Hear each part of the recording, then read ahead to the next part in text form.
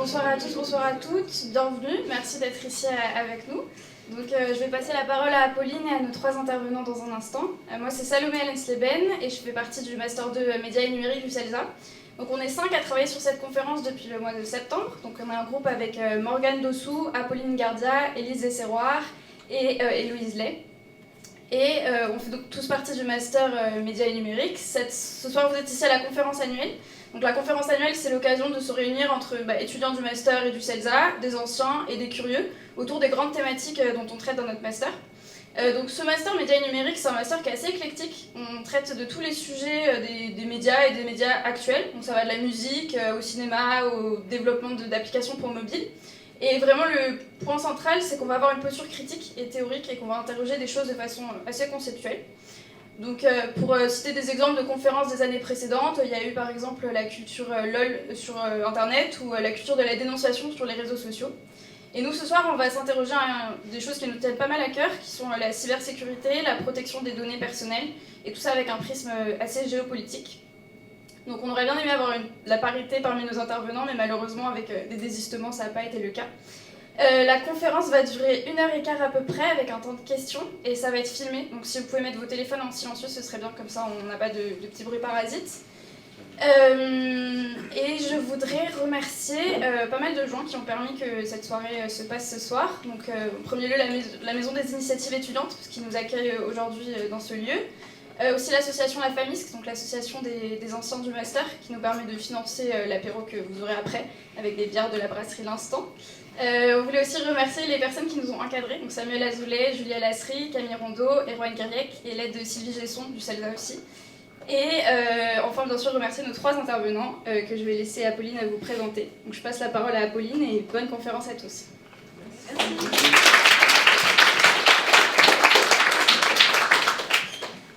Alors bonjour à tous, merci d'être là pour cette conférence.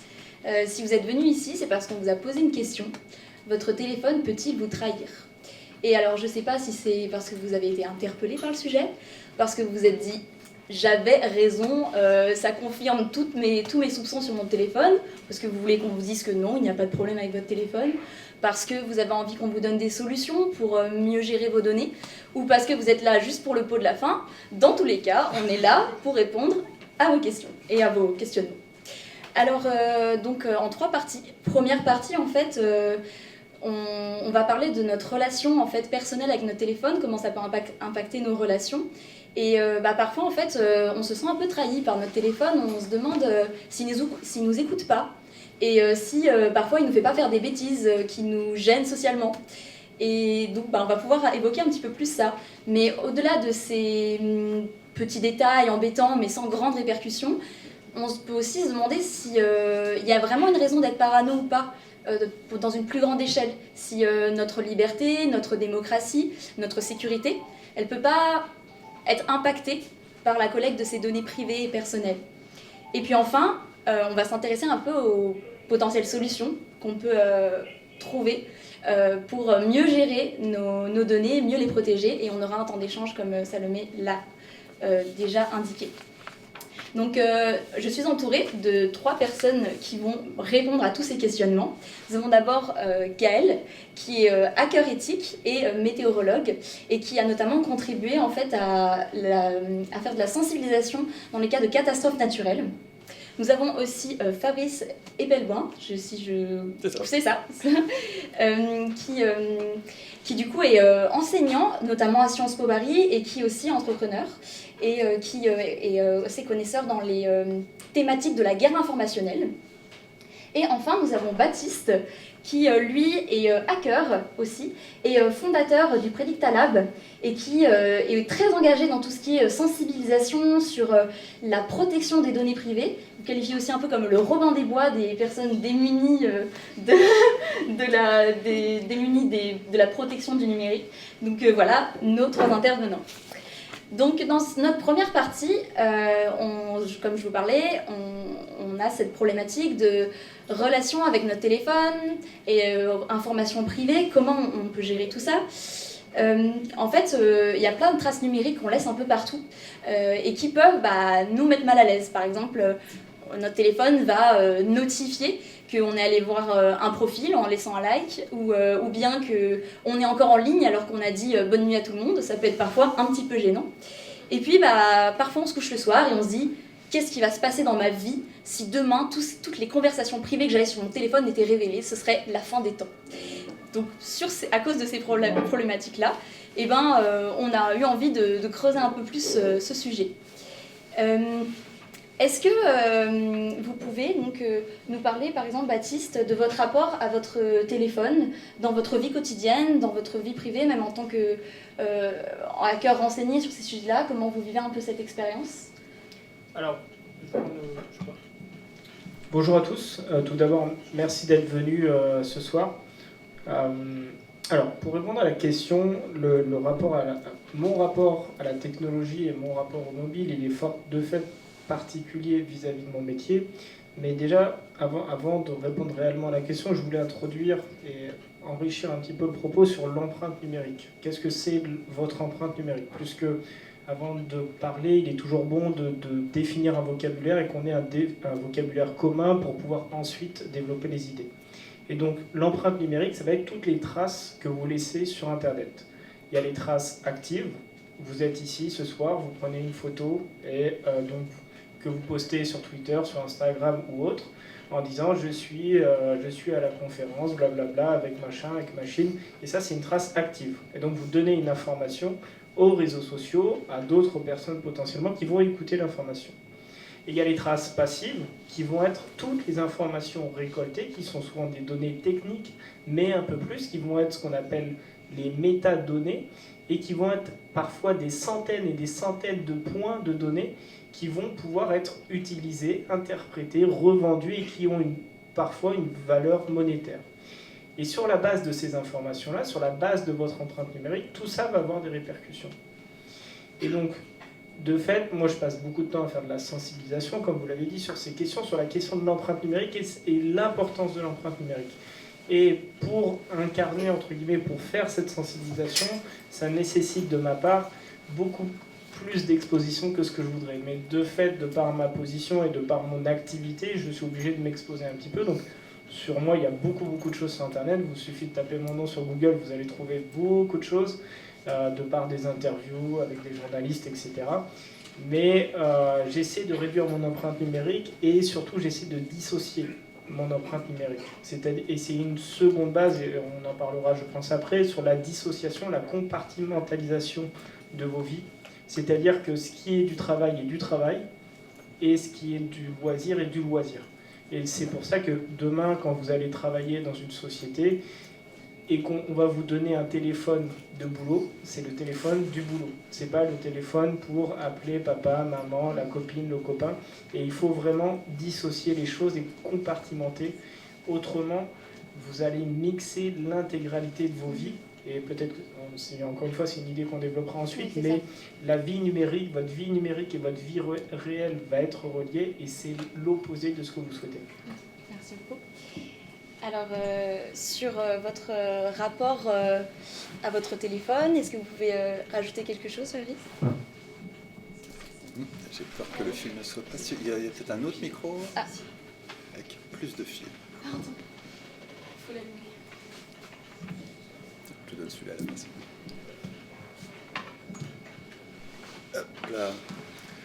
Alors, que dire sur mon rapport au téléphone? Je suis le plus vieux d'avant. Moi, je suis né en 70 et le téléphone, c'est quelque part la troisième itération d'ordinateur que j'ai eu dans les mains. Moi, je suis né avec des ordinateurs. Je suis né dans un milieu extrêmement privilégié d'un point de vue informatique. Et j'ai eu dans les mains des ordinateurs dès mon plus jeune âge, à une époque où il n'y avait pas d'interface graphique. Donc on parlait avec des lignes de commande à des ordinateurs. Les premiers ordinateurs étaient les premiers micro-ordinateurs, les premiers ordinateurs individuels. Et à l'âge de 12 ans, on me considérait comme un petit génie, tout simplement parce que j'étais capable d'explorer un ordinateur. Du simple fait de cette ligne de commande qui présupposait quand même de comprendre ce qu'on était en train de faire. Et puis quand j'ai eu 14 ans est arrivé le Macintosh. Et j'ai eu une réaction très très négative au Macintosh parce que tout d'un coup, ma mère était capable d'utiliser un ordinateur. C'est mon père l'informaticien dans la famille, bien sûr. Et ça me déplaisait terriblement que tout d'un coup, cet objet donner une forme de statut de petit génie du simple fait de pouvoir l'utiliser, devenait du jour au lendemain à la portée d'absolument n'importe qui. Et encore aujourd'hui, on utilise ce type d'interface graphique, hein, si vous utilisez du Windows ou un macOS. C'est grosso modo une extrapolation de ce qui est apparu en 1984, c'est-à-dire que c'est vieux. Malgré tout, je m'y suis fait, hein, j'utilise ça au quotidien. Et il y a un peu plus d'une dizaine d'années est arrivé le smartphone, qui proposait encore une énorme disruption en termes d'interface graphique et qui rendait encore plus lointain la réalité informatique de la chose. Et c'est là-dedans que vous, votre génération, êtes née. Ce qui fait que vous appelez ça un téléphone, en réalité c'est un ordinateur, dont l'une des fonctions est de pouvoir passer des coups de fil, mais vous êtes tous au courant qu'il y a une myriade d'autres fonctions. La réalité, c'est que c'est un ordinateur et que la distance avec la chose informatique qui est derrière est considérable. Ce qui fait que vous pouvez tout à fait vous passer de comprendre ce que vous avez dans les mains, alors que dans ma génération, ce n'était pas possible. Il fallait vraiment comprendre ce que c'est qu'un ordinateur pour utiliser un ordinateur. Et cette distance se creuse d'année en année, de génération en génération, au point que vous avez tous dans les poches un ordinateur qui émet effectivement une quantité de données personnelles absolument considérable, qu'on peut considérer comme... On peut faire le parallèle avec la trace carbone. Vous êtes tous conscients d'émettre du carbone sur vos différentes activités. Vous faites la même chose avec des données personnelles, ça a un impact collectif. Et donc il y a une responsabilité individuelle. Si je me permets de vous couper sur ça, on va peut-être rebondir un petit peu plus tard là-dessus, ou même après pour les questions. Est-ce que vous pourriez laisser un petit peu la parole à Gaël, notamment sur votre rapport personnel avec vos enfants, quel est le rapport à votre téléphone? J'ai 2 ados, donc il a fallu, entre le primaire et le collège déjà, gérer un peu l'accès et l'usage qu'ils font de ces machines. L'avantage, c'est que moi, je les maîtrise complètement. En fait, j'ai un rapport à mon téléphone, il faut que je le maîtrise entièrement. C'est ça que je n'achète. Je n'ai que des téléphones ou des appareils en général qui sont hackables. Alors, pas vulnérables au sens où on entend, mais qui ont un niveau de hackabilité qui me permettent de complètement les maîtriser. Et donc, pour ça, j'utilise à titre personnel et mes enfants héritent, alors pour plein de raisons, de mes téléphones, mes anciens téléphones. Bon, je n'utilise que des téléphones Pixel ou des anciens Nexus, qui sont des téléphones de référence sur Android. Et une fois que j'ai terminé d'utiliser ces téléphones, en général à Noël ou à un anniversaire, je les cède à ma compagne, qui cède à ma fille, qui cède à mon fils. Ça coûte pas cher en termes Et exactement, voilà, ça permet évidemment de consommer moins de ressources. Donc au-delà de l'aspect uniquement technologique où je maîtrise l'intégralité du parc téléphonique de ma famille, il y a aussi l'aspect responsabilité écologique sur, c'est des gadgets aujourd'hui et bon, j'en parlerai un peu plus tard, mais sur la table j'ai ramené quelques téléphones qui permettent aussi de déléguer une partie de ces usages, ou en tout cas de la vie privée, à des marques plus respectueuses des enjeux liés aux régies publicitaires. Ouais. Et justement, en fait, à ce sujet, vous parlez de gadgets. Je pense qu'on a tous envie de vous entendre parler d'un fameux gadget que vous avez fait avec votre téléphone et votre voiture. En quelques mots, rapidement, pour pouvoir passer à la suite, est-ce que vous pouvez nous raconter un peu ce que vous avez fait? En fait, je suis un comme le disait Fabrice, je suis un peu plus jeune, j'ai 10 ans de plus, 10 ans de moins. Mais ça ne savait pas. J'ai 10 ans de moins que Fabrice. Mais où je suis né, effectivement, l'un des moyens d'accéder à ces ordis, c'était d'utiliser, en tout cas de les maîtriser complètement, c'était d'utiliser GNU Linux, qui est un système d'exploitation libre. Et donc le téléphone que j'ai dans la main, c'est celui qui conduit ma voiture, le Red Pearl, et en fait qui est relié là sous le rétroviseur à un bus de données, en fait, la caméra qui permet de maintenir le cap du véhicule.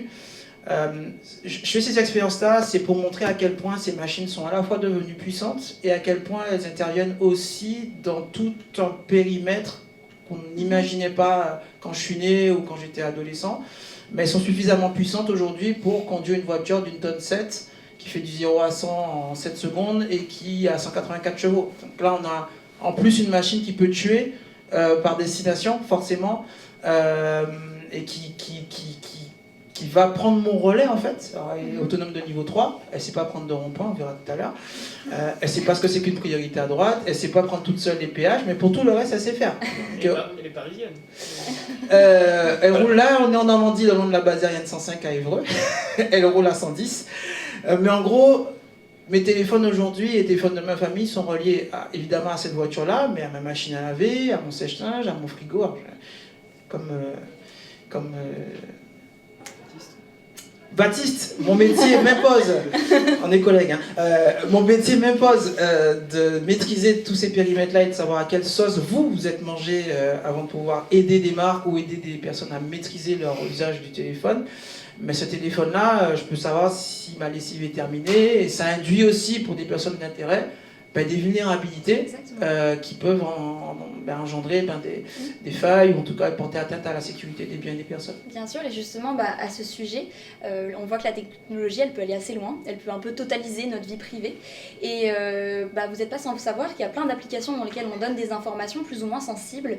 Et est-ce que vous pourriez commenter par exemple l'application qui sert à collecter des informations menstruelles chez les femmes et qui en fait a permis aux États-Unis de donner des informations d'avortement sur des femmes où ça peut toucher en fait nos libertés finalement? Alors là, on a 100 millions de femmes qui utilisent ces applications aux États-Unis, ce qui est énorme. L'arrêt Roe-Wade qui criminalise maintenant dans 26 États l'avortement a été une porte ouverte en fait au détournement de ces applications. Donc l'application a été développée dans un temps où il n'était pas criminel d'avorter.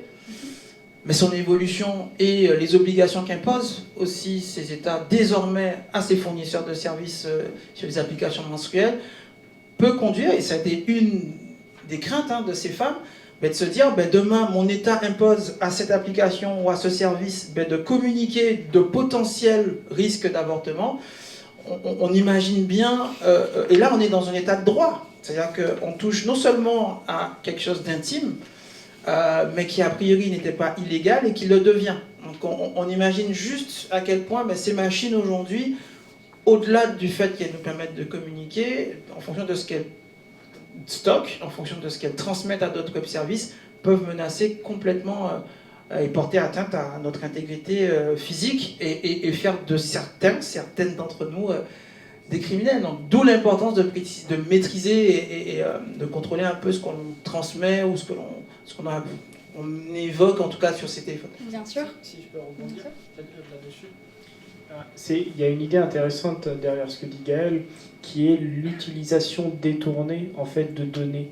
On va, sous différents prétextes, vous demander des données personnelles, que ce soit le suivi des règles, que ce soit le suivi, je sais pas, de l'entretien de la voiture, que ce soit l'utilisation de votre machine à laver connectée. On va vous prendre des données d'une manière ou d'une autre. C'est soit vous qui allez les donner, soit on va en récolter, entre guillemets, avec ou sans votre consentement. Et là, on a la fin de cet arrêt, justement, qui a eu lieu aux États-Unis, où l'avortement n'a plus été autorisé au niveau fédéral et où on a laissé chaque État décider, fait que certains États, pour des raisons politiques, ont décidé d'interdire, de criminaliser l'avortement.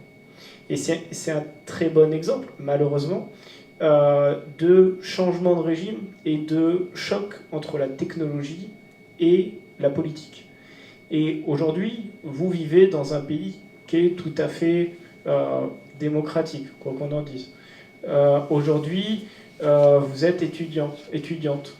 Aujourd'hui, vous voyagez, vous allez en vacances de temps en temps dans un pays à droite, à gauche. Demain, dans 10 ans, dans 20 ans, dans 30 ans, vous aurez peut-être un poste à responsabilité, vous serez peut-être un homme politique, une femme politique, vous serez peut-être quelqu'un d'exposé dans votre domaine, avec des conflits d'un côté ou d'un autre. Et votre suivi de règles, vos photos de vacances, vos photos de soirée où vous étiez à moitié clair, elles sont toujours sur Internet. Et il y a une notion qui est primordiale, c'est que Internet n'oublie jamais. Et c'est là où des gens comme moi interviennent. C'est mon travail de retrouver la donnée sur les gens, de reconstituer l'empreinte numérique des personnes. Et j'insiste là-dessus, c'est-à-dire que rien ne se perd. C'est comme en chimie, rien ne se perd sur Internet. Et toutes ces informations, et si c'est pas vous qui avez mis les photos, qui avez mis les messages, etc., ça peut être quelqu'un de votre entourage. On parlait des enfants tout à l'heure. Quand vous avez des enfants, la première chose, et j'espère que si ça vous est pas encore arrivé, que ça vous arrivera, la première chose, vous allez voir papa, maman, papy, mamie, vous allez faire le tour de la famille, tout le monde va prendre des photos, tout le monde va être très heureux, et tout le monde va le poster sur les réseaux sociaux. Et votre gamin, il est à peine né qu'il a déjà une empreinte numérique. Il n'a rien demandé à personne. les parents, ils pensent bien faire, tout le monde est content, donc ils postent les photos, et cet enfant, il a un jour qu'il est déjà sur Internet. Et donc, posez-vous les questions, surtout sur la donnée. Quand on vous demande de la donnée, quand vous postez de la donnée, dites-vous, ok, mais pourquoi il a besoin de cette donnée-là?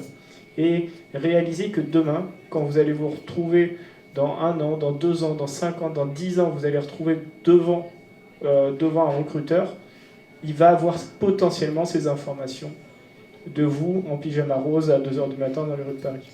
Merci, on va passer à la suite. Donc ça permettait de faire une bonne transition en fait sur justement ces problématiques plus géopolitiques qui sont de plus grande ampleur. Baptiste, justement, vous avez travaillé sur certaines failles, notamment des téléphones OnePlus, et ça vous a mis en 2018 au cœur de situations un petit peu compliquées d'un point de vue géopolitique. Est-ce que vous pouvez nous dire dans quelle mesure en fait ces failles-là peuvent impacter la cybersécurité, peut-être en fait dans quel sens est-ce que la population indienne, donc ça se situe en Inde, cette situation, elles ont peut-être été trahies par leur téléphone? Alors il y a deux sujets qui sont différents pour recontextualiser. Effectivement, en 2018, j'ai réussi à trouver une faille de sécurité dans les téléphones OnePlus. Les téléphones OnePlus, sans rentrer dans les détails techniques, c'est parce qu'ils nous occupent aujourd'hui. En gros, il y avait une porte dérobée qui permettait à n'importe qui avait un accès physique au téléphone de faire tout ce qu'il voulait sur le téléphone. Et donc c'était vraiment quelque chose de relativement aberrant qui était là posé, il fallait aller trouver, mais voilà. Et ensuite j'ai beaucoup travaillé sur le cyberespace indien, où j'ai réussi à trouver des failles de sécurité dans l'application du Premier ministre indien, dans beaucoup de sites internet du gouvernement indien, dans le programme, ce qui s'appelle le programme Aadhaar, qui est le programme d'identification indien, où chaque Indien a reçu, chaque personne de nationalité indienne a reçu un numéro associé, qui est un espèce de numéro de sécurité sociale sous stéroïdes.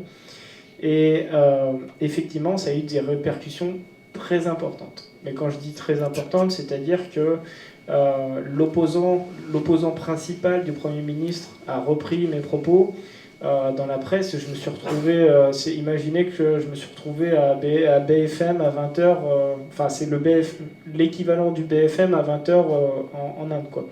J'étais sur toutes les télés, on a parlé de moi au Parlement indien, etc. Enfin, ça a été vraiment...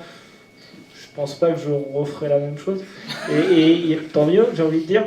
Mais ça a été une très bonne illustration de ce qui nous amène ici aujourd'hui, qui est la cyber. Le manque de sécurité, en fait, a provoqué une situation politique, une crise politique, à cause d'un petit Toulousain en fait qui était dans son salon en train de faire des bêtises sur son ordinateur. Et c'est réellement comme ça que ça a commencé. Et on voit qu'aujourd'hui le cyber a une importance capitale sur la situation politique, géopolitique, et que ça fait déjà quelques années qu'on doit compter dessus, mais ça va devenir de plus en plus important. C'est pas la seule chose, et on a tendance aussi, et je pense que c'est un biais des professionnels de notre domaine de se penser au milieu de l'échiquier. C'est une composante aujourd'hui de la politique et de la géopolitique globale, des conflits, et on le voit beaucoup avec l'Ukraine actuellement. C'est une composante, mais c'est une composante importante. Merci beaucoup. Fabrice, quant à vous, vous avez tendance, on vous a déjà entendu parler du terme colonisation numérique pour parler en fait des rapports de force qui pouvaient exister entre les États au niveau de la collecte de données, de la diffusion de données. Est-ce que vous pouvez nous en dire quelques mots en fait sur votre... Oui, j'ai beaucoup travaillé sur le concept de souveraineté numérique, hein, et comme je suis prof, je cherche toujours des métaphores pour expliquer de façon simple et impactante les thématiques sur lesquelles je travaille. Et il y en a une qui est assez évidente, hein, qui fait le rapport entre ce que l'Europe a fait au continent africain au XVIIIe siècle, en particulier à partir de la révolution industrielle et durant tout le XIXe et le XXe siècle, et ce qui nous arrive à nous, Européens, à notre tour, vis-à-vis essentiellement des Américains, des États-Unis pour être clair. Ce qu'on a fait au XVIIIe siècle, c'est installer des infrastructures, des ports, des chemins de fer, de façon à extraire les richesses du continent africain, que ce soit des matières premières ou des êtres humains. Et on a fait ça, on le fait encore aujourd'hui. Et ça a permis au continent européen de se développer, de devenir un temps le plus riche du monde avant que les États-Unis prennent le relais. Et ce qui se passe depuis maintenant une vingtaine d'années, c'est rigoureusement la même chose, mais dans l'univers du numérique et avec la révolution numérique. On a installé dans toutes les entreprises et dans nos usages personnels le fameux cloud, qui prend la forme aussi bien de Facebook que de Microsoft Azure pour les entreprises. Et on a installé par-dessus cette infrastructure, l'équivalent des ports et des chemins de fer qu'on a installés en Afrique au 18e, au 19e, on a installé des énormes machines à aspirer des données, comme Facebook typiquement. Et on aspire les données du continent européen, pas que, de tout le monde en dehors des États-Unis, pour les transformer et créer de la valeur ajoutée à partir de ces données, exactement comme on crée de la valeur ajoutée à partir des matières premières qu'on extrait du continent africain, de façon à exploiter le continent européen. C'est très concrètement la situation dans laquelle nous sommes aujourd'hui. C'est une situation de colonisation, d'exploitation, qui est rigolote parce qu'on peut faire un parallèle avec la même situation que les Européens, autant jadis, ont fait subir à d'autres populations. Mais c'est vraiment une situation de colonisation. Et ces données sont utilisées contre vous, soit dans le meilleur des cas pour vous vendre des conneries à travers du ciblage publicitaire, mais dans le pire des cas pour faire bien pire. On peut vous vendre des idées. C'est ce qui s'est passé dès la campagne de 2016, avec la campagne de Donald Trump, mais la société qui, comme Genetica, qui a mis Trump au pouvoir, a piraté 85 campagnes électorales avant d'en arriver à pirater le Brexit puis l'élection présidentielle américaine. On pourra faire ça demain, c'est évident, on refera ça demain, et ça se fera à partir de données personnelles que vous disséminez sans vous en rendre compte, que ce soit celles que vous disséminez de façon consciente ou celles que vous disséminez de façon parfaitement inconsciente à l'insu de votre plein gré, même si vous avez donné votre consentement en cliquant sur un bouton, en rentrant dans un site. La réalité, c'est que vous n'êtes pas du tout conscient des données que vous disséminez et elles seront utilisées contre vous tôt ou tard. Et justement, à ce sujet-là, vous aviez des choses à nous raconter sur TikTok et en fait les données qu'on peut peut-être donner à cette application. Jusqu'ici, c'était les gentils Américains qui nous exploitaient, donc ça ne pouvait être que des gentils bienveillants et personne ne s'affolait trop du côté des politiques. Jusqu'au jour où TikTok est arrivé. Et c'est objectivement, pour des gens comme moi, ça a été quelque chose de fantastique, TikTok, parce que du jour au lendemain, c'était des méchants chinois. Et donc on peut tout d'un coup commencer à avoir un dialogue constructif avec des politiques, alors que jusqu'avant, malgré Snowden, malgré une quantité d'alertes qui nous montraient que peut-être que les Américains n'étaient pas si bienveillants que ça à notre égard, ça restait la théorie conspire. Là, avec les Chinois, on a des politiques qui sont enfin terrifiés par cet état de choses, et il y a de bonnes raisons, il y a d'excellentes raisons. Avec vos données personnelles, que ce soit des choses dont vous êtes conscient ou pas, on peut réaliser un profil et extrapoler des choses de vous. Typiquement, à partir d'une trentaine de likes sur Facebook, on est capable de connaître votre orientation politique. Mais vous ne faites aucune illusion, on est aussi capable de connaître votre orientation sexuelle, on est aussi capable de connaître votre orientation philosophique, votre prédisposition psychologique, votre religion. Tout ça, on peut l'extrapoler à travers un like sur Coca-Cola, Shakira et des conneries comme ça. Vous n'êtes absolument pas obligé d'indiquer à Facebook votre religion pour qu'on puisse extrapoler votre religion. Et du coup, qu'est-ce que les Chinois vont bien pouvoir extrapoler? Les Chinois, ils ont, je vais le dire de façon violente, une longueur d'avance sur nous qui s'appelle le crédit social. Ça viendra, hein. Vous ne faites aucune illusion, ne serait-ce que la gestion du carbone fera qu'on arrivera vers ces solutions-là. Mais les Chinois, ils ont vraiment travaillé là-dessus depuis 10 ans. Ce qui fait qu'eux sont capables d'extrapoler à travers des données anodines l'équivalent d'un crédit social, parce qu'ils ont une base d'utilisateurs qui se compte en centaines de millions. Et donc vraisemblablement, à travers vos actions sur TikTok, ils sont probablement déjà en mesure d'extrapoler des comportements sociaux, à valoriser ou pas. Et demain, allez savoir ce qu'ils feront avec ce genre d'informations. Là-dessus, ils ont une longueur d'avance considérable sur nous, dans un monde qui se dirige vers le crédit social, et ça pose une problématique géopolitique majeure et un risque majeur pour les sociétés occidentales. Merci beaucoup. Lors de conflits justement entre plusieurs États, on a parlé de rapports qui pouvaient être un petit peu officieux, en tout cas qui ne pas de guerre concrète, mais lors de conflits réels, notre téléphone peut devenir aussi une arme quelque part qui peut se retourner contre nous.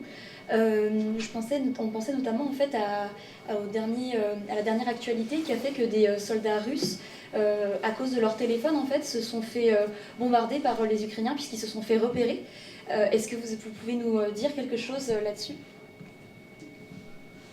Alors, le point de Fabrice au tout début est assez important sur la distanciation en fait entre la chose informatique et votre utilisation de l'ordinateur téléphone. Et l'exemple utilisé, cette actualité, en effet, elle illustre ce point-là. Il y a quelques jours, voire une semaine ou deux, il y a effectivement une frappe de missile qui a été effectuée par l'Ukraine dans un endroit où il y avait beaucoup de soldats russes. Comment l'Ukraine a eu cette information? C'est qu'il y a beaucoup de téléphones qui se trouvaient à cet endroit-là. Et comment ils ont réussi à savoir qu'il y avait beaucoup de téléphones qui se trouvaient à cet endroit-là? Et là, Gaël en parlera beaucoup mieux que moi. C'est que quand votre téléphone est ici, il lui faut du réseau. Il lui faut du réseau et donc il va aller contacter l'antenne la plus proche. Et donc dans un pays qui est en guerre, dans une zone de guerre où il n'y a que des soldats, alors après il y a un jeu d'antennes, et là on passe dans le côté des armes cyber, il y a des vraies antennes qui restent encore en place, il y a des fausses antennes posées par les ennemis et autres, mais toujours est-il qu'il y a des antennes et on est capable de savoir combien de téléphones sont connectés à cette antenne-là. Et donc effectivement, si je me rase, mettons que Paris a été bombardé, qu'on n'est que des soldats, on est tous des soldats du même camp, on va tous se connecter là tout de suite maintenant à la même antenne. Et ça, c'est une information capitale. Il y a une autre illustration qui a été faite, et je vous invite à aller consulter ce papier-là qui est en accès libre sur le New York Times. Il y a une enquête sur le massacre qui a été fait à Boutcha, qui a été extrêmement bien documenté par l'équipe de journalistes d'investigation du New York Times, où ils sont allés récupérer des images, et ils sont allés notamment sur place, etc. Et il se trouve qu'en fait, donc, les soldats russes, pour plein, et allez lire l'histoire, elle est très très bien faite, les soldats russes ont tué plusieurs civils dans la rue, et les soldats russes, quoi qu'on en dise, ça reste des humains comme les autres. Ils ont un papa, ils ont une maman, ils ont une copine, ils ont un copain, et ils ont besoin d'appeler parce que ça fait longtemps qu'ils sont dans le front en Ukraine. Et donc en fait, ils ont tué les personnes, ils ont récupéré les numéros de téléphone. Ils ont récupéré les portables. Et avec ces portables-là, les portables des victimes, ils ont appelé en Russie. Ils ont appelé sur la communication normale, non sécurisée, non chiffrée. Et en prenant tous les relevés des numéros de téléphone, on a été capable, l'équipe du New York Times a été capable de identifier exactement les personnes qui avaient appelé, les soldats russes en question. Et donc c'est un autre exemple, une autre illustration du fait que les soldats russes, qui sont des jeunes hommes la plupart du temps, n'ont pas bien conscience de ce qu'ils font. Ils n'ont pas bien conscience des règles de sécurité et de ce qu'il y a derrière non plus leur téléphone et des risques. Donc vous êtes au même niveau que les soldats russes. Après, à voir ce que vous voulez en faire. Et donc ils ont fait ces erreurs de sécurité qui peuvent poser un gros problème en termes de sécurité, notamment dans le cadre d'un conflit majeur. Merci beaucoup. Gaël, si vous voulez rebondir un petit peu là-dessus et aussi nous parler, parce que pour l'instant on a parlé pas mal de choses qui pouvaient nourrir une certaine paranoïa, en tout cas être concerné par le sujet, une certaine inquiétude. De par vos travaux, on peut aussi voir la collecte de données comme une réelle opportunité de pallier à certains risques, de trouver des solutions positives. Est-ce que vous pouvez nous en parler un peu plus? Complètement, juste une petite parenthèse avant sur les véhicules et ce que vient de dire Baptiste. Bien sûr. C'est que la première fois que j'ai dû hacker une voiture, c'était à cause d'un discours du patron de Ford qui disait « ça va être génial, le véhicule c'est plus juste un outil pour se déplacer d'un point A à un point B, avec des capteurs sur le volant et la balance qui sert à savoir si vous êtes bien attaché avec votre ceinture de sécurité, que vous êtes bien présent sur le siège. On va pouvoir donner les variations de votre poids et votre rythme cardiaque. Et ça va être super parce que Ford va pouvoir revendre ces données-là à vos assureurs et à vos plateformes de santé, et ça va améliorer votre santé. Donc a priori, sur ces capteurs qui sont évidemment reliés à nos téléphones, on partait d'une bonne notion. Mais moi, en fait, je me dis, mais non, gros, tu vas pas toucher mon poids et mon rythme cardiaque, c'est un sujet générique, c'est des données médicales en France. Hein. On peut pas transmettre des données comme ça se fait pas. Et je me suis dit, ben non, je veux maîtriser ma voiture et je ne peux pas laisser un constructeur sous réserve d'embellis marketing et de discours et d'éléments de langage très bien évoqués, laisser comme ça partir mes données. C'est un peu comme ça que j'ai commencé à acquérir des voitures et j'ai découvert que ces téléphones, en fait, ils étaient équipés aussi de capteurs qui permettaient de mesurer, certes, des grandeurs, notre voix. Là, maintenant, on a même des capteurs biométriques sur les doigts. On ne donne pas son capteur biométrique, je ne conseille pas trop de le faire, parce qu'en fait, un mot de passe, ça se change, mais une empreinte, ça ne se change pas. Donc, si vous utilisez ça, vous voyez qu'en fait, on assiste à quelques dérives qui peuvent paraître séduisantes d'un point de vue marketing sur leur finalité et qui ne le sont pas. Je referme la parenthèse sur ce que l'on peut faire de positif avec ces téléphones. C'est-à-dire qu'avec quelques centaines de téléphones, quelques dizaines en Guadeloupe, on est capable de suivre l'ensemble des secousses sismiques qu'il y a sur un territoire. C'est-à-dire qu'on ne remplacerait évidemment pas le réseau de capteurs sismiques et de sismomètres, de vélocinomètres que l'on a, mais on est capable, 3 à 5 secondes maintenant avant un séisme, donc pas à l'épicentre parce que c'est immédiat, mais tous les téléphones qui sont sur une zone touchée par un séisme, aujourd'hui, ont des téléphones posés sur la table, votre table de chevet, vos genoux, votre poche, etc. Et en fait, ce sont ces capteurs qui permettent aujourd'hui à des grands opérateurs qui collectent ces données, pas les nommer, Facebook, Google notamment. Il y a d'ailleurs un tweet du directeur de Google récemment qui dit regardez, mon téléphone a su me dire quelques secondes avant la secousse qu'il y allait avoir une secousse. Et ça, c'est super. C'est-à-dire qu'on est capable aujourd'hui d'alerter des populations, ça a l'air de rien. Je ne sais pas si certains d'entre vous ont déjà ressenti une secousse sismique, mais 3 à 5 secondes, c'est énorme. Hein. Pour qu'on vous prévienne et qu'on vous dise qu'il va y avoir une secousse sismique, que vous ayez le temps de vous mettre quelque chose sur la tête, d'aller sous un lit ou de se mettre à l'extérieur à l'abri des vitres qui peuvent éclater, c'est énorme. Et en fait, il faut savoir que dès la conception de ces téléphones, l'ETSI en France, l'ETSI, c'est l'organisme qui normalise ce que c'est qu'un réseau cellulaire, a prévu des normes pour pouvoir porter assistance aux populations. C'est-à-dire que quand on a conçu les réseaux de téléphonie mobile, il y a des ingénieurs, des hommes et des femmes, qui se sont dit, ces téléphones ne vont pas juste servir à téléphoner, mais ils doivent être une opportunité d'alerter les personnes qu'elles sont dans une zone où elles vont être impactées par un danger. Et ces normes, j'en parlerai plus tard, malheureusement, n'ont pas été forcément toutes déployées, surtout en France, alors qu'on est à l'origine de cette norme. L'alerte cellulaire, c'est 1997, testé pour la première fois en 1997, rendu obligatoire par l'Union européenne en 2018.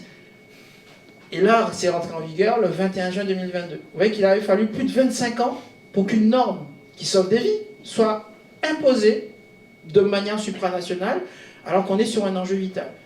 Accéder à une technologie, qu'elle soit disponible, n'est pas garant, même si cette technologie sauve des vies, ce n'est pas la garantie, surtout dans notre pays, qu'elle soit déployée pour réellement sauver ces vies, pour une raison souvent très simple, c'est que ces opérateurs, ces grandes plateformes veulent monétiser le standard. Donc s'il n'est pas monétisable en régie publicitaire, vous avez très peu de chances que cette technologie soit déployée.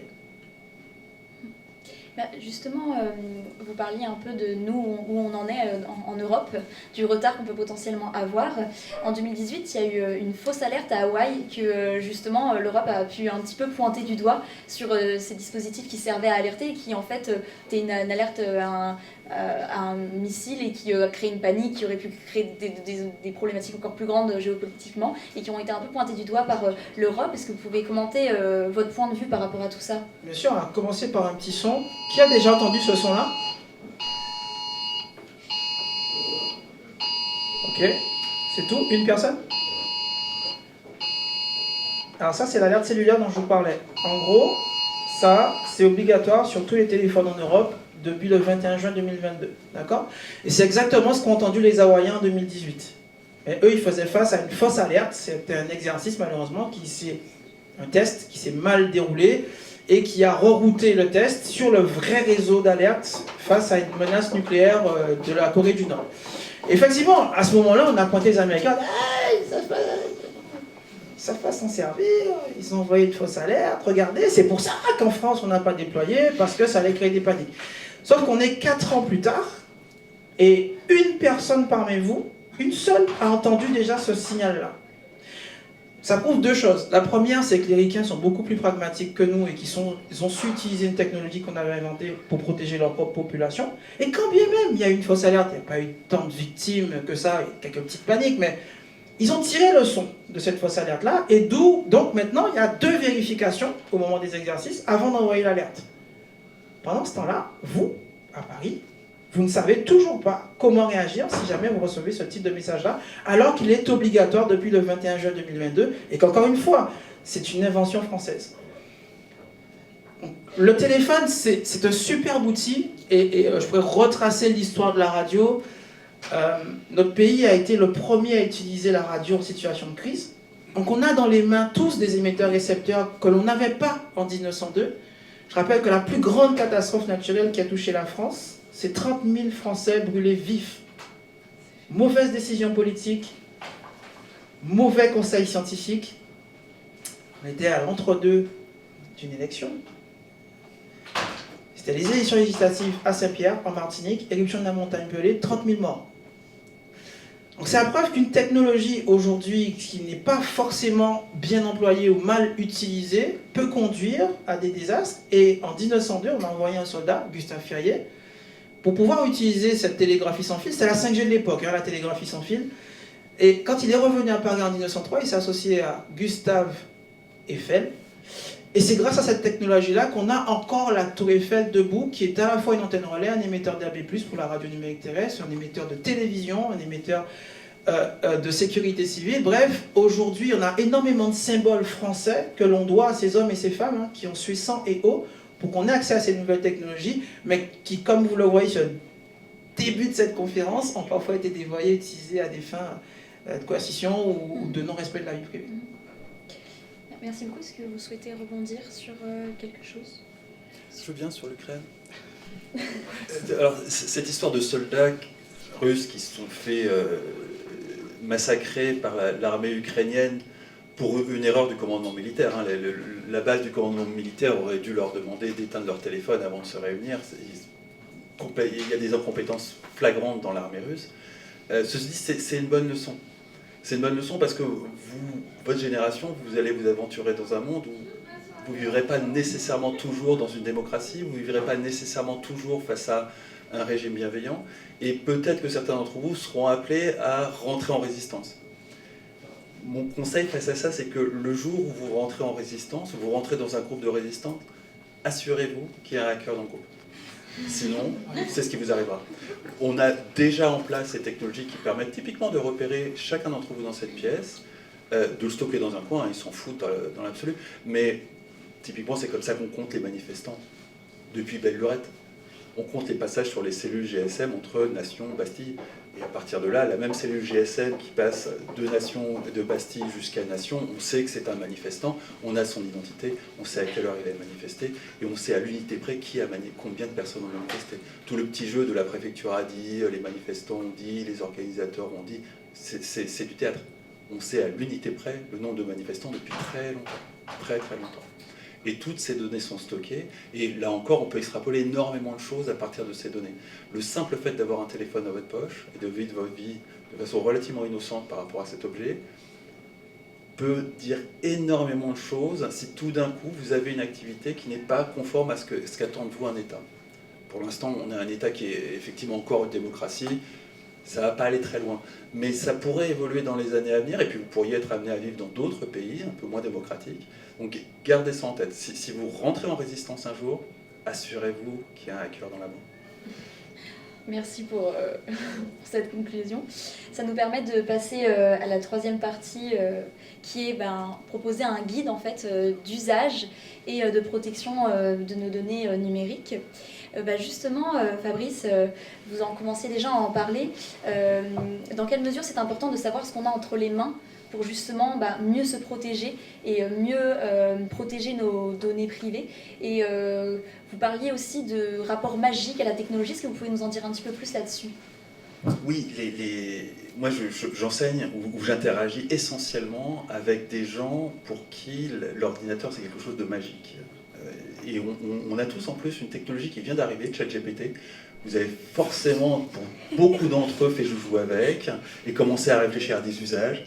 Et les profs sont terrifiés par les usages que vous avez commencé à imaginer. Le problème, c'est que là, on est typiquement sur une technologie qui est de l'ordre de la magie, y compris pour moi. Moi, j'étais habitué à un type d'intelligence artificielle qu'on appelle le deep learning, qui est communément utilisé, qui est l'intelligence artificielle qui va vous suggérer quelque chose. Une nouvelle série Netflix que vous pourriez aimer, ou un contenu intéressant dans votre flux Facebook ou Instagram que vous allez apprécier. Là, on est face à un autre type d'intelligence artificielle, l'intelligence artificielle générative, qui ressemble vraiment à un tour de magie.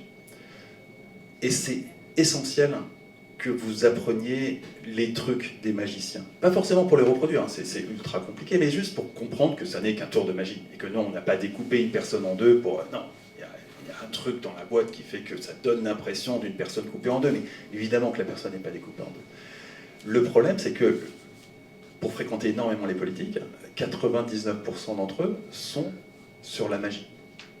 Et systématiquement, mon interaction avec un politique commence par lui expliquer les rudiments qui vont lui permettre que non, c'est un tour de magie. Et que du coup, s'il veut légiférer la magie, on ne peut pas légiférer la magie. Il faut légiférer des choses réelles. Et on est dans un monde où l'élite dirigeante a un rapport magique à la chose informatique. Et où les ingénieurs, malheureusement, généralement, sont des employés surpayés et considérés comme des femmes de ménage de luxe. C'est dramatique. Il y a quelques exceptions. Thierry Breton, on est un.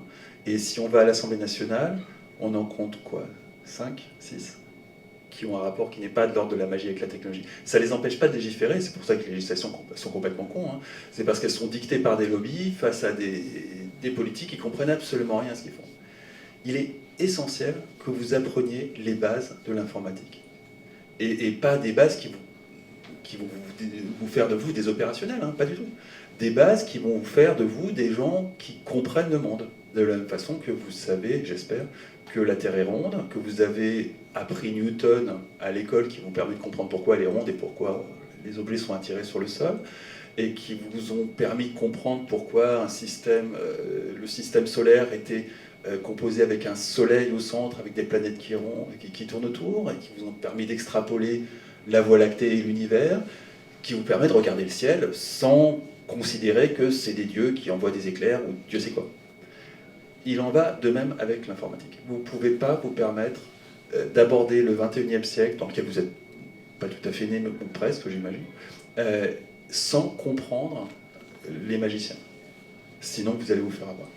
Alors, c'est facile à dire et c'est très compliqué à enseigner. Ceci dit, je pense que la meilleure destination, c'est plutôt YouTube que vos classes. Mais vraiment, c'est important de comprendre comment tout ce bordel fonctionne. C'est important de pouvoir établir un dialogue avec des techos comme ces deux-là, de façon à ce qu'ils vous expliquent les tours de magie. Parce que sinon, ils vont juste vous faire des tours de magie. Donc ça, c'est un côté rigolo. Hein. Mais s'ils ne vous expliquent pas les tours de magie, vous allez en être victime tôt ou tard. Vous allez tôt ou tard tomber sur des gens, mais qui ne sont pas bienveillants comme ces deux-là, qui vont vous avoir avec des tours de magie. Donc apprenez l'informatique. Et je ne parle évidemment pas d'apprendre la suite Office. Je ne parle évidemment, pas nécessairement d'apprendre à programmer, même si ça peut être intéressant. Je vous parle vraiment de comprendre ce que c'est qu'un ordinateur, ce que c'est que la mémoire, ce que c'est qu'un processeur, comment tout ça interagit, ce que c'est qu'un réseau, comment peuvent fonctionner différents réseaux, ce que c'est qu'Internet. Et investissez du temps là-dedans. C'est essentiel pour comprendre le monde qui vous entoure. Merci beaucoup. Et très rapidement, j'aurais une deuxième question. Est-ce que vous pensez qu'il est nécessaire d'avoir peur ? Et est-ce que vous pouviez le faire, vous pouvez nous répondre avec l'éclairage de notamment le logiciel espion Pegasus qui peut faire peur par rapport au fait qu'il transmet des données sensibles et qui peut mettre en danger la vie de certaines personnes ? Oui, il est essentiel d'avoir peur. Je pense que pour rebondir sur un domaine que vous connaissez, que vous maîtrisez beaucoup plus que l'informatique et le marketing, vous êtes quand même bien conscient que le marketing consiste à vous enrober de façon sympathique quelque chose qui n'est pas nécessairement. Il en va de même pour tout. Donc, avoir une forme de paranoïa naturelle vis-à-vis de la technologie, c'est sain. Après, il ne faut pas non plus basculer dans l'irrationnel. Typiquement, Pegasus a fait la une de l'actualité. Il se trouve que pour des raisons personnelles, je suis ce genre de logiciel depuis bien longtemps. Pegasus, c'est le nec plus ultra, c'est-à-dire qu'il suffit de mettre votre numéro de téléphone dans un back-office pour immédiatement prendre le contrôle de votre téléphone, sans que vous ayez besoin de cliquer sur un lien ou quoi que ce soit. C'est fantastique.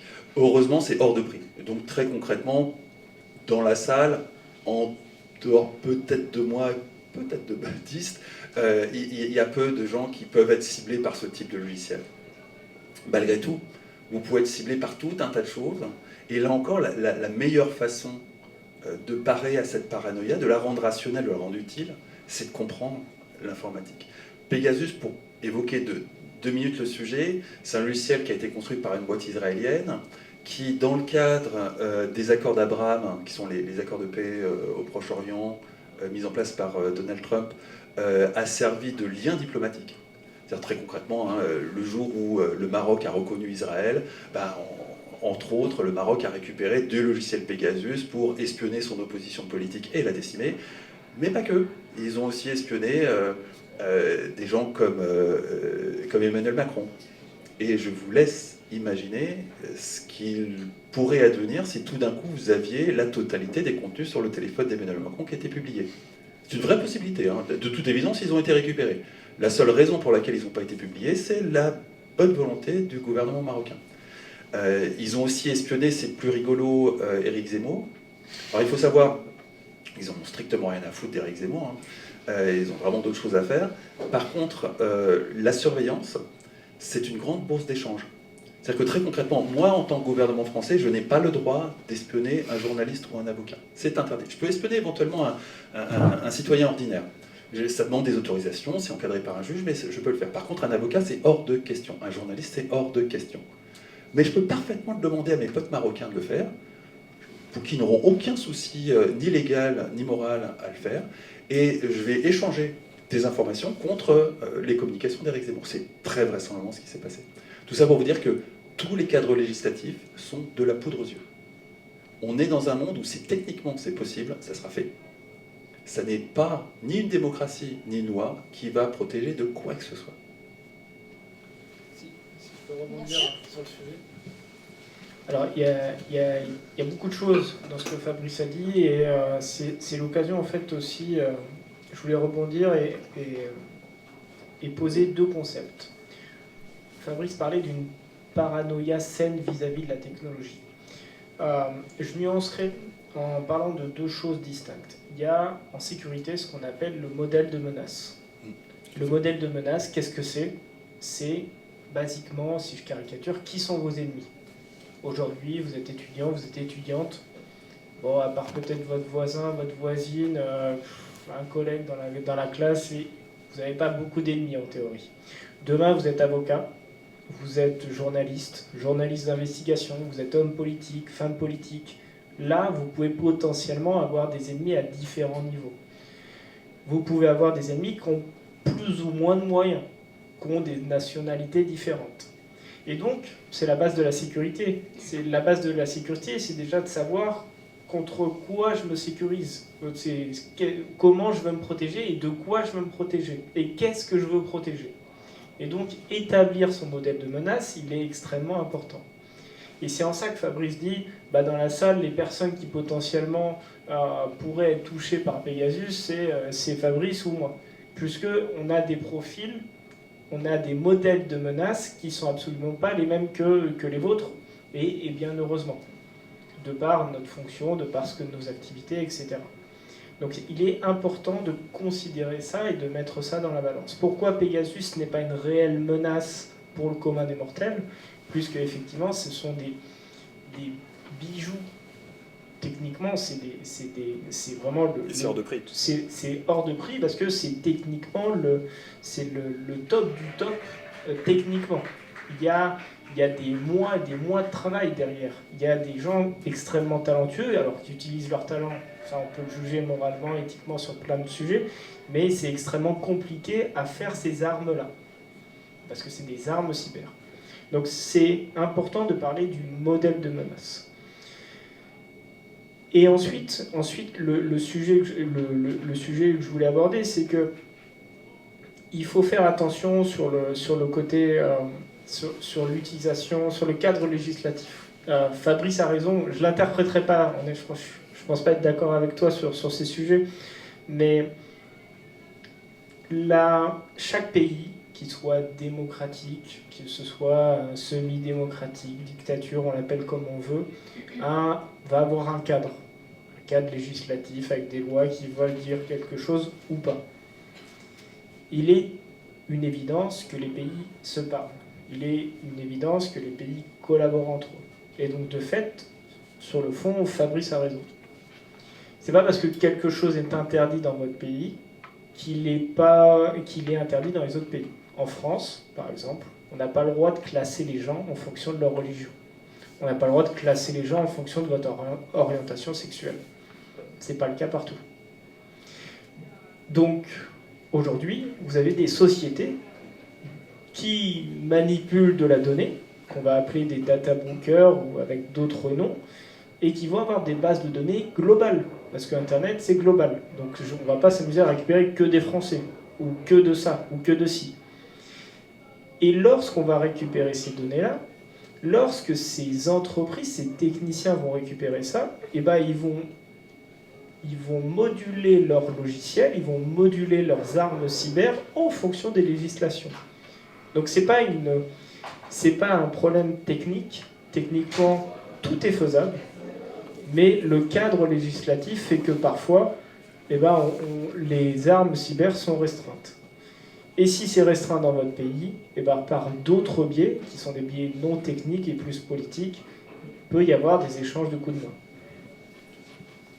Merci beaucoup. Et du coup, par rapport à tout ça, par rapport à aussi cette paranoïa qu'il faut avoir, mais de manière modérée, est-ce que vous pourriez nous donner un guide un peu sur... est-ce qu'on ne devrait pas mentir, est-ce qu'on ne devrait pas s'autoriser parfois à pratiquer le mensonge? Alors ça dépend avec qui. Mais... Alors, il y a un conseil que je donne très souvent dans mes interventions qui est « n'hésitez pas à mentir ». Vous allez ressortir de cette conférence soit en vous disant « ils sont complètement barjots, ils sont paranoïaques de ouf », ou vous allez vous dire ah, « j'ai toutes mes données sur Internet, je suis foutu, c'est la fin du monde, je vais me jeter du pont ». Oui, vous avez déjà donné énormément de choses. Ça, c'est sûr. Mais c'est pas fini pour autant. Il y a des solutions qui existent. Je parlais des data brokers tout à l'heure. Il y a des sociétés qui sont spécialistes en données. Ils vont récupérer une donnée à gauche, une donnée à droite, une donnée au milieu, et ils vont essayer de fusionner tout ça. Pour fusionner ces données-là, ils ont besoin d'avoir des données fixes. Et je disais tout à l'heure, la cybersécurité, la vie privée, se protéger, c'est se poser les bonnes questions. D'après vous, quelles sont les données fixes chez vous? Qu'est-ce qui change rarement? Est-ce que vous avez une idée? Allez-y. Non, votre adresse IP va pouvoir changer. Votre date de naissance, c'est un bon indicatif, mais il y a plusieurs personnes qui ont la même date de naissance. Nom, prénom, vous avez des homonymes. Alors la réponse, c'est votre numéro de téléphone. Votre numéro de téléphone, vous avez probablement le même depuis plusieurs années. Et dans une moindre mesure, il y a l'adresse email. Et vous avez tous, je suis certain, l'adresse email que vous aviez quand vous avez ouvert votre compte Yahoo à 12 ans. Alors vous, c'est peut-être pas Yahoo, Hotmail, ou Lycos, ou ce que vous voulez. Vous avez tous la même adresse email que vous gardez par sentimentalisme et que vous avez mis sur à peu près tous les sites. Et ça, c'est de la donnée fixe qui vous caractérise et qui permet à des gens qui vont récupérer une base à gauche, à droite, de fusionner tout ça et d'avoir un profil continu, d'avoir un profil large sur vous. Et donc la solution pour ça, c'est de leur mentir. De leur mentir, c'est-à-dire de mentir de manière consistante et régulièrement. Donc, par exemple, aujourd'hui, moi, je m'appelle Baptiste Robert. Là, je suis devant vous, je m'appelle Baptiste Robert. Sur Internet, j'ai plusieurs noms. Je m'appelle John Doe, je suis un homme de 34 ans. Je m'appelle Jane Doe, je suis une femme de 67 ans qui habite aux USA. J'ai plusieurs identités parce que je compartimentalise en fonction de ce que je veux faire. Et je mens, j'ai des photos. J'ai des photos de gens qui n'existent pas, que je crée moi-même. J'ai des comptes de réseaux sociaux. Tous ces personas existent. Donc Jane Doe, elle existe, elle est sur Internet. Pour vous décrire un personnage que j'utilise en formation, c'est une étudiante américaine d'origine asiatique qui est en échange d'étudiants à Toulouse. Et elle a une histoire. Elle publie régulièrement sur les réseaux sociaux, sur tous ces réseaux sociaux. Elle existe. Pour les géants du numérique, elle existe. Elle a une vraie vie. Et si vous cherchez sur elle, vous allez trouver des choses. Mais c'est moi. Et elle peut disparaître du jour au lendemain. Et elle disparaît du jour au lendemain. C'est-à-dire qu'il faut recycler régulièrement votre vie numérique. Et de cette manière, vous allez pouvoir en fait sortir des radars. Et c'est comme ça. C'est comme ça qu'on s'en sort. Et il y a une autre chose importante, et que j'illustre souvent par cet exemple, qui est quand vous allez dans un magasin, par exemple vous allez à la Maison du Monde, vous achetez quelque chose, vous passez à la caisse, on vous demande votre code postal. Parce que vous êtes des gens polis, parce que vos parents vous ont bien éduqué, vous dites la vérité. Mais la réalité, si vous posez 5 secondes et vous dites pourquoi elle a besoin de votre code postal ? Est-ce qu'elle va me vendre le produit si je lui donne un mauvais code postal ? Si je lui donne pas, est-ce qu'elle va quand même le vendre ? Bien sûr qu'elle va vous le vendre. Mais pourquoi elle collecte cette donnée ? C'est pour avoir des stats. Qu'est-ce qui m'oblige à lui dire la vérité ? Rien. Et donc, parce qu'on est des gens bien, parce qu'on a été élevé comme ça, on dit toujours la vérité. Mais Internet ne vous oblige pas à dire la vérité. Et malheureusement, ou pas, et ça c'est un autre débat un peu plus philosophique et un peu plus grand, aujourd'hui, pour protéger votre vie privée, vous avez une nécessité de mentir. Merci beaucoup pour ce guide, ce conseil. On va terminer avec Gaëlle. Est-ce que vous pouvez rajouter des choses, nous donner peut-être des petits conseils et puis nous parler aussi, encore une fois, des opportunités que ça peut être pour la jeunesse, ces technologies et ces données qu'on peut manipuler? Oui, bien sûr. Je suis papa, donc il fait peur, Baptiste. Il me fatigue déjà, mon fils. Alors, mon fils, il prévoit, il anticipe maintenant les punitions et confiscations de son iPhone 11. Donc, il va prendre d'autres téléphones sur lesquels il pré-remplit déjà un certain nombre de profils. C'est un petit Baptiste et un petit moi en puissance. Hein. Donc, c'est des enfants qui anticipent déjà. Moi, j'ai des jeunes filles à qui je fais des cours d'hygiène numérique à la rentrée scolaire. Pour les copines et les copains du début d'année, c'est pas forcément ceux que vous aurez à la fin d'année, sur le harcèlement et tout ce qu'on veut. Donc c'est vrai que c'est pas toujours évident en tant que parent de se dire, déjà que nous, si vous regardez le site cybermalveillance.fr, vous avez, je crois, 21 menaces, 20 ou 21 menaces, piratage de compte dans l'espace de recruteur, le hameçonnage, la fraude à la carte bancaire, la fuite ou violation de données personnelles, la défiguration de site internet, l'escroquerie aux faux ordres de virement. C'est épuisant, c'est sans fin ces histoires. Cybermalveillance.fr, c'est un très bon point de départ parce que ça vous donne un peu les 20 menaces types auxquelles vous êtes déjà confrontés. Ça va s'allonger. L'être humain rivalise d'imagination quand il s'agit de faire le bordel. Ce que je dis souvent, c'est qu'en tant que père et en tant que père qui est dans le milieu, donc imaginez juste derrière ce que ça représente pour des parents qui ne sont pas acculturés à tout ça. Je commençais à raconter l'histoire de jeunes filles qui, dans mon entourage proche, copine de ma fille, efface la nuit les applications. Donc, les parents pensent, mais non, il n'a pas TikTok, mais non, il n'a pas Snapchat, il l'a installé sur son téléphone. Mais en fait, si, parce que le lendemain matin, elle réinstalle l'application qui a récupéré les données sur la plateforme, etc. Mon fils se crée des comptes invités. J'en ai marre. Non, il y a quand même pas mal d'opportunités sur toutes ces technologies-là. Je le dis souvent, à la fois, évidemment, sur le système d'alerte dont on a parlé, sur le suivi de maladies. Enfin, il y a quand même énormément de choses positives qui ont été faites. Et souvent, sur les points de vigilance que je donne, je ne sais pas si vous avez ce genre de petit objet. Qui a un iPhone dans la salle? Ah ouais, quand même. Bon, là, j'ai un AirTag. Qui sait pas ce que c'est? Ok, l'AirTag, c'est un petit truc qu'Apple a fait, qui communique en Bluetooth. Il y a une petite pile à l'intérieur. Il communique en Bluetooth et sur quelques bandes de fréquences autour du Wi-Fi, et qui communique avec tous les iPhones. Donc le petit appareil que j'ai là, vous êtes tous ceux-là qui ont des iPhones, vous êtes tous mes mouchards. C'est-à-dire que vous tous, vous allez dire à Apple que vous avez entendu ce truc. L'un des premiers usages de ça, mesdames, malheureusement, je suis désolé pour vous, c'est que des gars ont commencé à glisser ça dans les sacs à main des filles, et sous les voitures, et dans des appareils personnels. Donc, maintenant, Apple a une contre-mesure, c'est-à-dire que maintenant vous êtes alerté sur votre iPhone que vous avez un AirTag qui ne vous appartient pas, qui est en train de vous suivre. Bon, c'est sans fin. Ce que je veux dire par là, c'est que vous avez un certain nombre, de par votre formation actuelle, pour ceux qui sont CELSA, de par vos relations, parfois, c'est pas vous qu'on va chercher à toucher, mais vous serez potentiellement le passeur d'une information de la personne qu'on veut atteindre. D'accord ?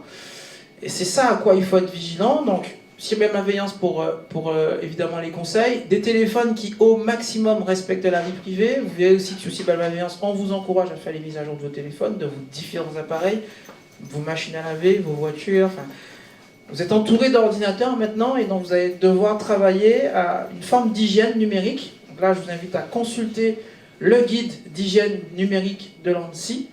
Et quand on n'a plus du tout de téléphone, qu'il n'y a plus rien, parce que c'est bien beau quand ça fonctionne, hein, ben je vous conseille à tous et toutes de devenir radioamateur. Moi, je suis radioamateur. Donc, si jamais il y a Armageddon, ben voilà, on fait partie des personnes qui peuvent communiquer avec ce type de radio, qui sont aussi numériques, mais qui permettent de communiquer comme au bon vieux temps, hein, Fabrice. En pair à pair.